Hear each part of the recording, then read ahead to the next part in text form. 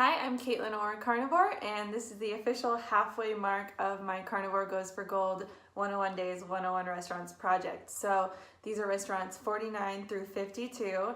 Halfway through, it's super exciting. So number 49, jumping right in, went to Colonia Publica in Whittier for their famous Mexican fideo, F-I-D-E-O, and that is like a noodle soup, kind of like a Mexican ramen.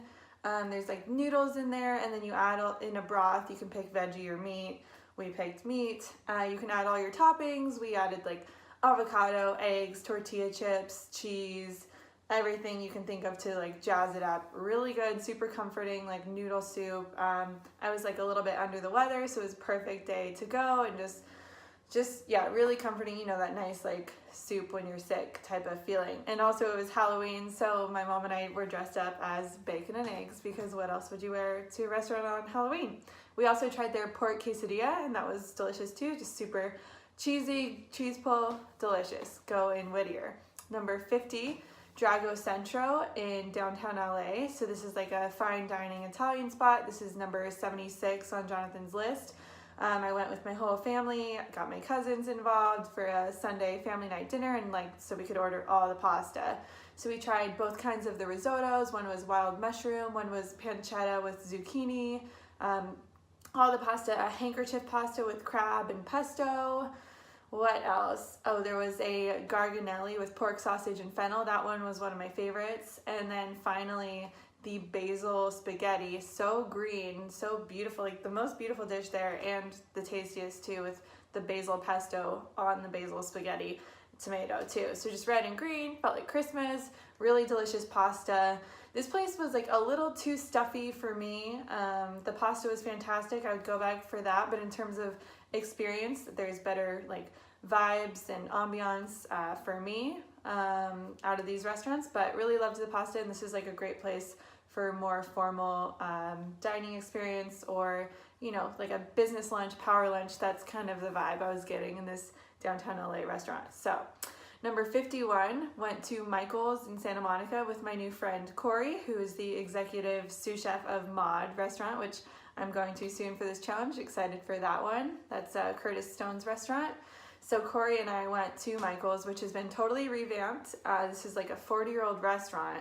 It's been there forever. It's like in this old house. It's beautiful. You don't even know what a hidden gem it is till you walk inside through the restaurant. And then in the back, there's this gorgeous backyard, all these like palm trees, plants. You feel like you're in Hawaii or some tropical vacation. I was like, wow, you don't even know it's there. Just like this covered patio, just totally like vacation vibes. But like very old school LA, Santa Monica, like the place you definitely bring your grandparents. I mean, I'm sure a lot of our grandparents go to Michael's already and love it, but I hadn't been before. It's kind of funny though, the juxtaposition between that like old school vibe. I mean, we literally met Michael himself. He came and introduced himself. He was walking around to all the tables, and just that, you know, that service that sometimes newer restaurants don't have, that same like the owner is there talking to you, knows who you are. That's just that classy Michael's feel. But then the menu was totally modern and new, because new chef Miles Thompson, who previously worked with John and Vinny at Animal and Son of a Gun, he's worked all over. He came in recently and just fired up the menu. So it's funky because it's like funky dishes in this old school setting. So it's kind of awesome. I hope it's like expanding the minds of maybe some of the older generation who can get stuck on like lobster and steak, you know, the classics. But just a really awesome restaurant. It's cool to see it moving from the past into the future. It's been here forever, and it's clearly here to stay. It's changing with the times. So what did we order? We started with the buckwheat sourdough bread, really delicious. What else did we get? Oh, octopus with lime curd. See, this is the kind of like funky takes on these dishes. I've never had octopus with lime before, but that was a fantastic combo. It was kind of like a key lime pie flavor with that, which surprisingly the sweet and sour paired really nicely. We also got a Japanese sweet potato. This one was one of my favorites. Just a beautiful color on there, and there was nori on there, hazelnut, raspberry leaf ponzu. So good, like such a fall dish, but not your typical like pumpkin this or squash this, like just a unique fall dish. We got white yam agnolotti, which is another fall pasta, but totally different than something you might see on another fall menu. It's not, you know, your pumpkin ravioli. It's white yam agnolotti, and it had black butter and cured egg yolk. We were scraping the bowl on that one. Really delicious sauce. And then we finished with the hamachi collar, which is really great. I've seen a lot of hamachi collars on menus lately, but it's fantastic. I hadn't had one before this challenge, and now they're like kind of everywhere. Just delicious way to have meat. I mean, not meat, like fish, but it's kind of like the meatier section of the fish. It's not so fishy, which I really enjoyed. So yeah, it was really cool to meet Michael and his son Chaz and hear all about the restaurant and meet Chef Miles, and just a really great experience at Michael's in Santa Monica. Number 52 went to Broken Spanish in downtown LA with my friend Jenny, who's visiting from New York. So Jenny and I hit a ton of spots while she was here. This was our first one. So we got to meet Chef Ray Garcia, and this is number 34 on Jonathan's list.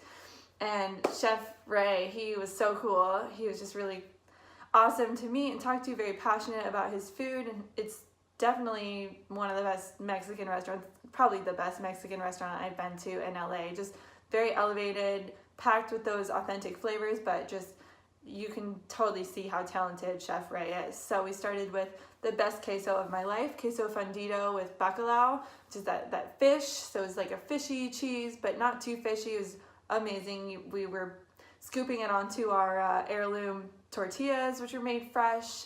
We also got abundigas, meatballs, chicken necks, which are like fried, nice variation on like chicken wings, fun appetizer.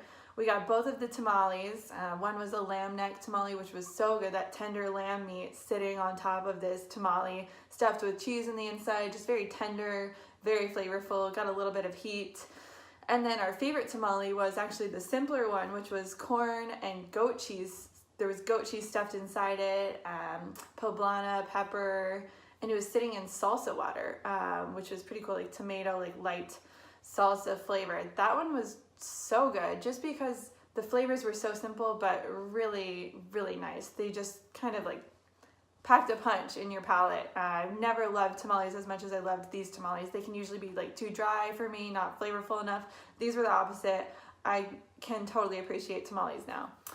Of course, we also got the chicharron, which is basically like a pork belly steak, this huge thing like fried. They give you like a big knife. We're cutting into it, breaking it open. Just look at the inside of that pork belly with, oh my gosh, so good, juicy, meaty, fried, perfect amount of greasy. It was just like fantastic. This was one of Jenny's favorite dishes from all of LA when she visited here for a week. So that was incredible. That pork belly steak, the chicharron, oh my gosh.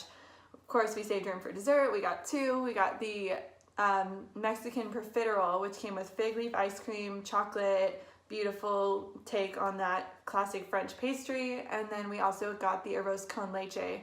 So this was a saffron rice pudding with passion fruit and coconut, and then there were even some like pop rock things in there. It was like popping, exploding in our mouth with these crazy flavors. Beautiful dish too, with like the flowers, and there was like gold on there, and the pop rocks, which was really cool. Gorgeous dishes, gorgeous restaurant.